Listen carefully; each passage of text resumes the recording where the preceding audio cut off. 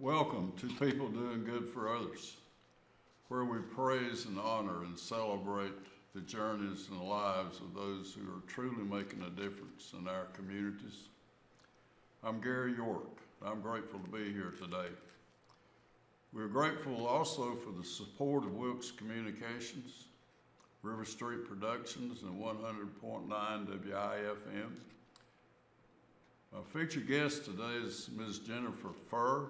She's the executive director of the Wilkes Heritage Museum, which opened on Main Street in Wilkesboro in 2005. And good morning, and we are honored that you would come and share your special journey in this community, how special it is to have the opportunity to be about preservation. And thank you very much, Ms. Jennifer Furr. And go back to, you said growing up around a lot of history.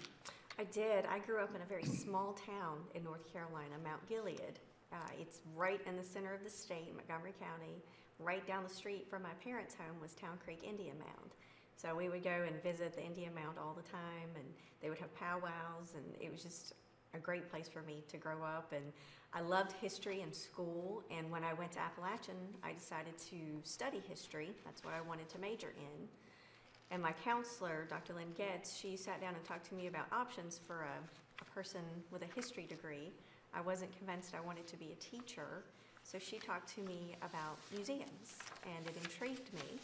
And so I went into the public history program at Appalachian State, and I minored in anthropology and decided to go into the museum field.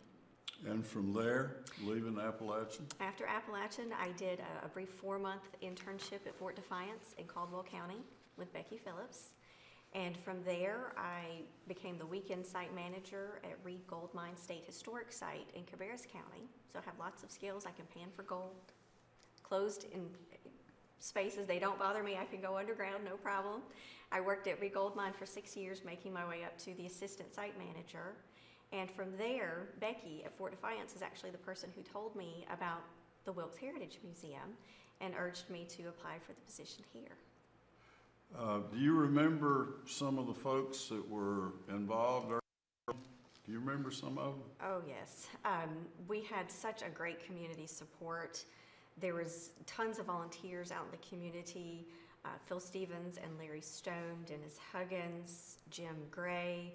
They were all very instrumental in getting the project started with the capital campaign to restore the old courthouse, which was built in 1902, right, and turn it into the Wilkes Heritage Museum.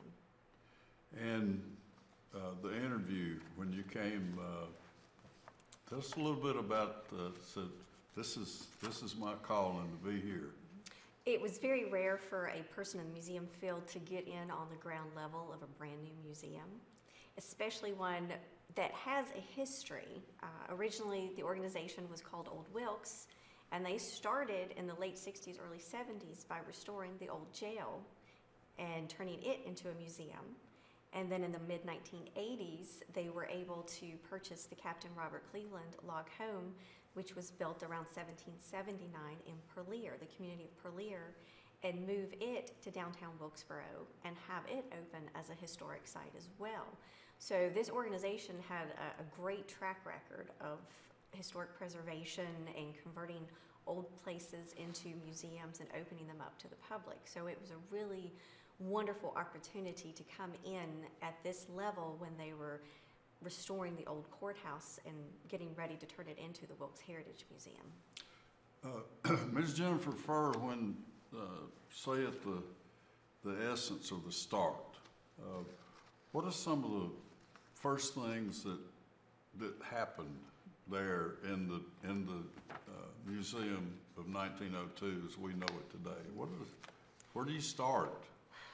Well, there was a lot of work to be done in the building. I joke around with my board that they were smart to interview me in a different building.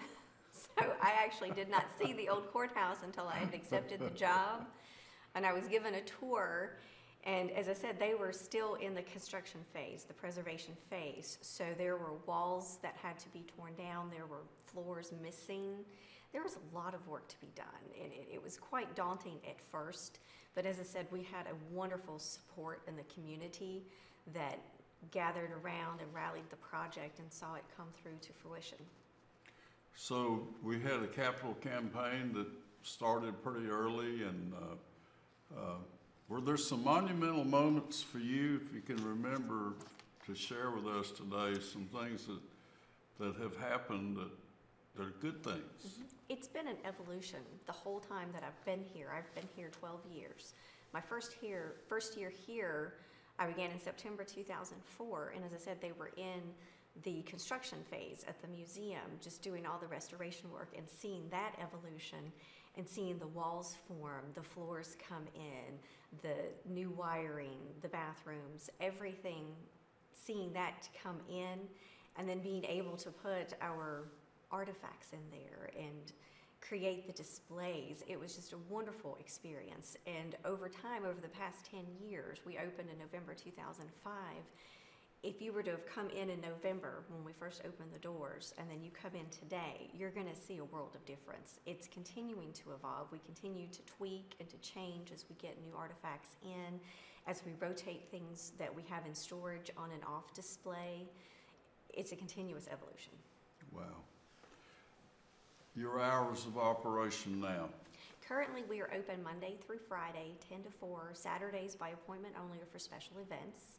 And we're very flexible with those hours. We have all of the third graders in Wilkes County come on field trips.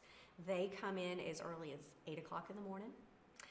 All third graders? All third graders, yes. Not at the same time, though. How many would that be? We have 13 elementary schools. So you're looking at close to 1,000 children. Yes. And Just they come in third one graders. day? No, it's throughout All right. the school year. Okay. Usually October and then March, April are two busy times for the school groups to come in and take a tour. We rely heavily on volunteers to help with those school groups. We only have 2 paid staff members. So we have a board of directors, all volunteers, and then we have volunteers that come in outside of our board, out in the community, and they help give the tours, the guided tours to the school groups. They help give guided tours to other organizations that come through. We have church groups, scouting groups, senior groups, all different types of people come through the doors. And we couldn't do anything without our volunteers. Right. They also help with our special programming. They help with our fundraising efforts. They help in so many different capacities. If a person wanted to become a volunteer, kind of frame that, what to do? All they would have to do is give us a call at the Wilkes Heritage Museum or go to our website and email us through there. And we will talk to them about the different opportunities, see what their interests are. Some people like to be in front of people talking and giving tours, and others feel more comfortable at the front desk answering phones, answering questions, and greeting visitors. We also need people to help with our gift shop. And as I said, we have lots of special programming and fundraisers throughout the year that we need people to work on those committees and help make those successful. How about the lady or the man who would love to tell stories? Oh, they would. Tell us about that. We would give them extensive training on the history of our exhibits, how to give a tour, how to interact with the general public versus a third grader, Yeah. because there's different things that you need to do for both. And we have wonderful volunteers that help out with that training who are experienced tour guides. We actually had a training session on Monday for 2 new tour guides that will be coming in next week to help with our third grade programs. The wonderment of a third grader. Tell us a little bit about what are the things that they love the most, or just talk about how does the third grader act? Well, they are, first of all, excited to be on a field trip. On field, okay, they're out of school. And for most of our third graders that come through, some of them have never been to a museum before. So it's their first cultural experience in how to present themselves in a museum setting, what to do, what not to do, and then just the idea of learning about their history. The kids that are from here, from Wilkes, we want to give them a sense of self and say, this is what your descendants did. They came through here. They formed the towns. They built the railroads. They built the industries. Look at what all was started here. And they're really amazed about what all we have. We have a big facility. Yeah. And you also mentioned fourth graders. Is that a Yes, different theme? we have a special program for fourth graders. The museum partners with the Wilkes Surrey chapter of the Over Mountain Victory Trail, and we tell the story of the American Revolution, how it pertains to Wilkes and Surrey counties. And we actually have a 3-day program. One day, which will be next Thursday, will be held at the Greenway. That's an official part of the Over Mountain Victory Trail. It is designated by the National Park Service. And we will have demonstrators come in to represent different types of living in colonial America and what those militiamen would have experienced on their march to Kings Mountain and the defeat of Major Patrick Ferguson. That was a turning point for the American Revolution and led to our freedom from Great Britain. So they get a very in-depth, hands-on experience for that day. On Thursday at the Greenway, the museum will be hosting that particular day, and we have 500 fourth graders that are planning to attend At one time? for one day. Wow. Ms. I Jennifer, might need some volunteers for that. Ms. Jennifer Furr is our featured guest today, and she's the executive director of the Wilkes Heritage Museum. I have a question that's a little bit new. Where this information about this actually happened, where are those documents? Is someone write? Where can you go to find the original? We have a plethora of books, scrapbooks, newspapers in our library housed at the Wilkes Heritage Museum.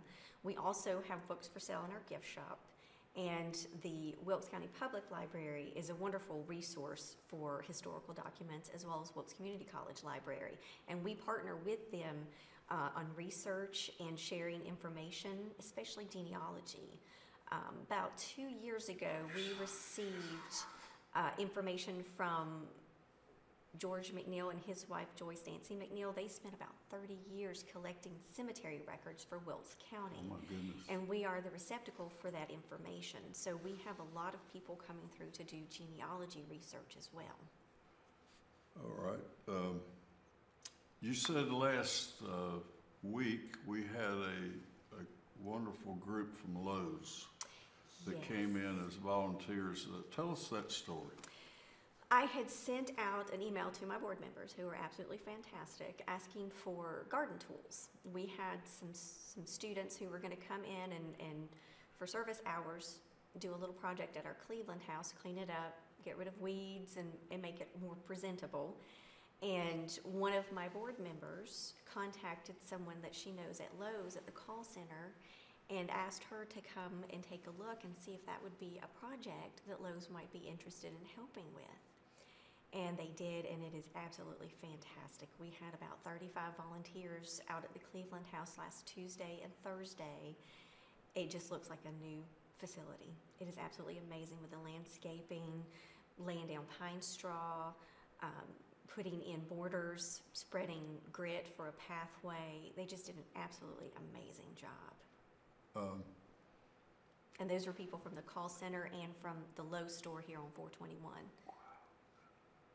You know, there's folks are always looking for opportunities. There are people who live to do. Yes. And so your invitation was all they needed. And so you were just so excited when I spoke to you about the group from Lowe's. That's Yes, good. I was thrilled. And as I said, you know, we're a staff of 2, and, you know, we have volunteers doing various different things, and it's hard to get everything in that needs to be done, especially when you have old historic buildings. They're constant makeup, Yes. maintenance, upkeep. It's never ending. Ms. Furr, please revisit that 2 and 60 relationship of 2 professional staff members and 60 volunteers, and how you pull all that together. Well, we've just been fortunate to have really great organizational skills. That's amazing. We have 2 shifts of volunteers every day that we're open Monday through Friday. The people who come in on a daily basis, they have certain days and hours that they like to come in and volunteer, and they do everything from answering the phones, greeting visitors, working in the gift shop, and giving tours.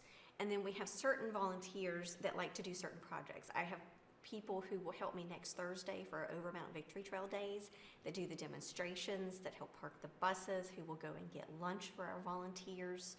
We have various different fundraisers that we do throughout the year, and we have special committees created of volunteers that help with those specific committees. So we like to find out what your interests are, what you're good at, what you like to do, and fit you in the place that will work best for you. So you ask for significant interest from a person, and when that becomes obvious, then you know what to do. Exactly. You talked about something that happened Friday night. What did you do Friday night? Friday night, we are a part of the Town of Wilkesboro's Open Air Market. They have a Third Friday festival May through September, and we have a booth that we set up at the festival where we take items from our gift shop, we take literature about the museum and upcoming events, and I have volunteers that come and help man that booth from 4 to 8. And then I also had we have ghost tours that we do April through October. Right. And one of my and that's all run by volunteers. One of my volunteer ghost tour guides had a group of young people from the school she works at in Iredell County come up for a camp out, and she gave them a special ghost tour that night as well. And I do believe Monday night we will have a Boy Scout group that will come out for special ghost tours as well. Ms. Furr, there's a tremendous asset in the second floor, the auditorium, and that was the courtroom. Am I right? Tell us about that feature of the Wilkes Heritage Museum. We've converted the courtroom into a multi-purpose room. We have a stage in place so that we can give special programs, not only for the museum, but it's also available for other organizations and people to rent. We have had weddings, we've had family reunions, we have had workshops from other organizations coming in, we have had plays, and I'm working with an organization to possibly hold another play in there this coming spring. We have had concerts, we have meetings. We'll be hosting the Wilkesboro's Historic Preservation Commission annual celebration in October. And we also in October have a temporary flood exhibit that we're working on. I'll be going down to Lincolnton next Tuesday to pick up pieces of that display, and that will go in the auditorium. But we want to make that a more functional space as it is now with the stationary chairs. It doesn't always fit to what our patrons need. If there's a need for a sit-down table type situation, we don't have access to that right now. So one of the plans that we have moving forward is to make that truly a more flexible space. Mm-hmm. Right now it also houses our Blue Ridge Music Hall of Fame exhibit, and we would like to expand on that as well. So we have some things coming up here in the works to hopefully move forward with that project and making it more user-friendly for everyone without losing the essence of the history of the courtroom that it was. All right, let's move to content items that folks want to donate, or folks would, there's certain things we would love to find. I bet you, just tell us how that works, person, if you have a item and there's, how that works. Well, we have over 20,000 square feet of exhibit space in the Wilkes Heritage Museum alone. Every room, every exhibit is different. We have things from early settlement to communications to early history on education, medical room, military room, and we're always trying to enhance the exhibits that we have. If someone comes in and has an object that we don't currently have that would enhance what we have on display, we definitely would like to have that object. Unfortunately, there have been times when people have offered things that we already have. For instance, we do have a lovely loom on display in the old jail, and we were able to acquire a beautiful piece of a blanket that was created on a loom very similar to the one at the old jail. So we were able to get that piece and put it on display so that people could see a finished product. But then unfortunately people say, oh, well, you know, I've got an old loom, would you like another one? But we simply do not have space for that. I see. Space is a big issue. Even though it's a large facility, we are running out of space. Do you from time to time do a program, say a weaver? Or do you do We things do of have that things nature? like that. One of my very good volunteers, Mary Boland, she does open hearth cooking, and so do Sheba Harris and Dub Harris. They are volunteers and on my board. They all conduct cooking demonstrations in our Cleveland house. We have one of the chimneys, fireplaces that have been approved for doing that. And Mary has even conducted open hearth cooking classes for us as well. My goodness, how about that? There is also I've asked you this, your list 1, 2, 3, the favorites you talked about military. Just do a little bit of, you probably don't know this, let me tell you about that. Will you do that Okay. for me? Well, we have, like I said, so many different artifacts. My favorite exhibit probably is our military exhibit. I've spent a lot of time on that. I even had a student volunteer summer before last do a senior project there. Really? Yes, and we chronologically ordered everything in there. We have items from the Civil War, World War I, World War II, Korea, Vietnam, and we also have items on display from Iraq and Afghanistan. So we take you up to modern day warfare in there with uniforms, pictures, all sorts of things that the soldiers brought back with them from their time overseas. And actually, one thing I haven't mentioned to you yet, we actually have on display items from Denver Key, who was a Wilkes County man. He fought in Vietnam. He was a fighter pilot, shot down, and held in a POW camp for 5.5 years. And we were able to get from him his uniform and some of his other accoutrements from his time in that POW camp. And right now, part of that exhibit is on loan to the Intrepid Museum in New York Harbor. That was the ship he flew off of. It's now a floating museum. Wow. Yes. That's just kind of breathtaking, isn't it? To Yes, know it that is. happened. Back to content, do folks, would folks want to know that the museum would borrow a piece, or you can gift the museum a piece? Yes, you Different can. ways that we can bring in. We do loans of items for a certain amount of time, a temporary exhibit, and then if a person would like to give the item, we do have a deed of gift that can be done as well. Okay. All right, there's this downtown master plan that's being worked on right now. Yes, the town of Wilkesboro is getting ready to develop its downtown. They're going to start this fall with phase 1, of which the museum's courtyard is a part of. So we'll be under a bit of construction this fall. When people come through, we'll still be open. And we still have lots of activities going on this fall, but they will start with the market site where they have the open air market and move on into the front lawn of the museum and make that one cohesive unit. I want to go back and I want you to do some extensive talk about funding and opportunities that, the challenges, and just tell us about that part of being you a curator? Are you? I wear lots of different hats. As I Okay. said, we have a very small staff, so we do a lot of everything. I do some curation as well. What does curation mean? That is taking care of our collections, bringing in the artifacts, taking care of them, putting them on display, making sure they're documented, getting all the paperwork, making sure if they're in storage, that they're properly stored and taken care of. Okay. So you work with Ken Nolan? I do. You work He's- with other, can you give me an overview about folks that are significantly involved? I mean, community leaders, the people, can you do Well, that? the town of Wilkesboro, the county of Wilkes, and the town of North Wilkesboro are all supporters of the museum. They see us being a very viable part of the community and of the county. The old courthouse itself is still in the ownership of the county. We Right. actually have a 99-year lease for $1 a year, Right. which is a great deal.